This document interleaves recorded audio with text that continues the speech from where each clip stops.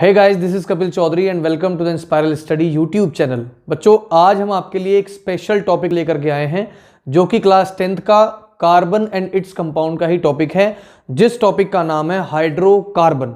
तो चलिए हम लोग पढ़ना शुरू करते हैं, ज़्यादा टाइम वेस्ट नहीं करेंगे।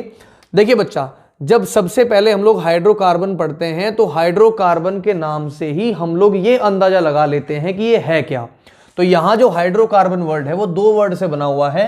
नंबर 1 हाइड्रो और दूसरा कार्बन। हाइड्रो मतलब हाइड्रोजन और कार्बन आपके पास पूरा वेल रिटन है ही, ठीक है। तो यहां हम कह सकते हैं कि ऐसा कंपाउंड जो केवल हाइड्रोजन और कार्बन से बना हुआ हो। अब बच्चों एक बात आप लोग ध्यान से समझिए, हमारे पास बहुत सारे ऐसे ऑर्गेनिक कंपाउंड हैं। उन ऑर्गेनिक कंपाउंड में ये भी हाइड्रोकार्बन भी एक मोस्ट इंपॉर्टेंट कंपाउंड है, ठीक है।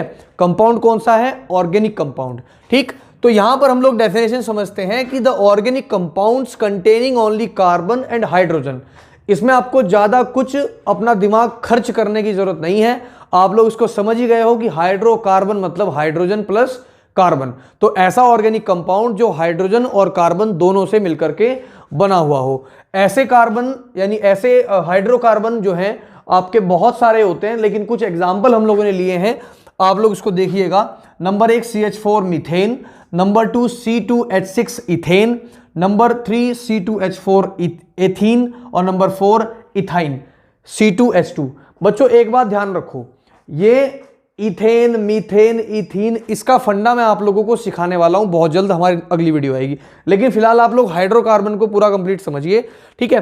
हाइड्रोकार्बन जिसमें केवल कार्बन और हाइड्रोजन हो, तो यहां पे आप लोग देख सकते हैं C4 कार्बन H4 हाइड्रोजन, इसके अलावा और कुछ नहीं है, ठीक है। नंबर 2 में भी देखेंगे C4 कार्बन H4 हाइड्रोजन, ठीक है। तो ऐसे आपके ऑर्गेनिक कंपाउंड जिसमें केवल कार्बन और हाइड्रोजन बस दोनों हो और कुछ ना हो, ठीक है जी।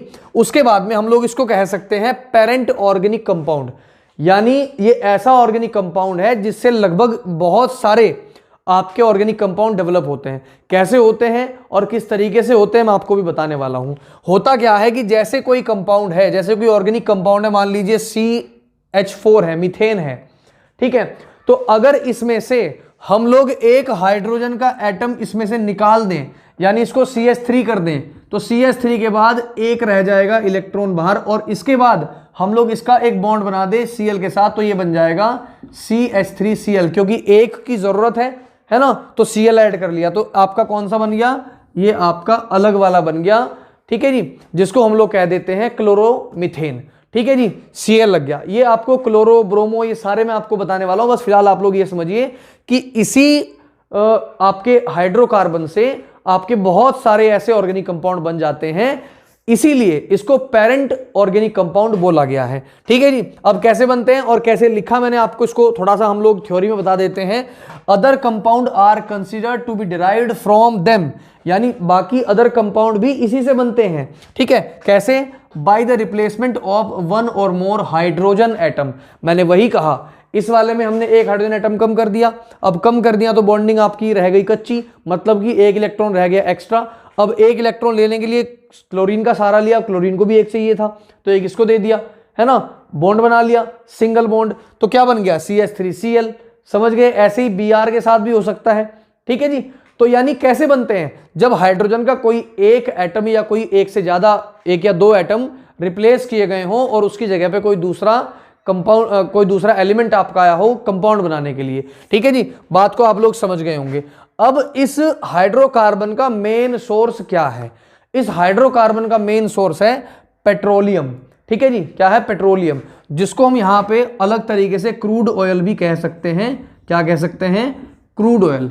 अब ध्यान से समझिएगा, हमारे पास जो हाइड्रोकार्बन है वो दो प्रकार के होते हैं, ठीक है। There are 2 types of hydrocarbon हमारे यहां पर है, ठीक है।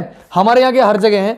अब वो 2 टाइप कौन कौन से हैं जी? नंबर 1 सैचुरेटेड हाइड्रोकार्बन और नंबर 2 अनसैचुरेटेड हाइड्रोकार्बन, ठीक है जी। सैचुरेटेड हाइड्रोकार्बन और नंबर 2 पे अनसैचुरेटेड हाइड्रोकार्बन।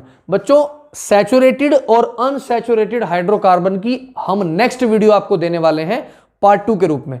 आई होप कि आपको हाइड्रोकार्बन थोड़ा समझ आया होगा। वीडियो ज़्यादा लंबी ना हो इसीलिए हम लोग इसको पार्ट्स में क्रिएट कर रहे हैं ताकि आप लोग आसानी से इसको समझ पाओ। ठीक है जी, आप लोग को ये टॉपिक कैसा लगा, हमें इसका रिव्यू आप लोग कमेंट बॉक्स में दे सकते हैं। आज के लिए बच्चों इतना ही। जय हिंद, जय भारत।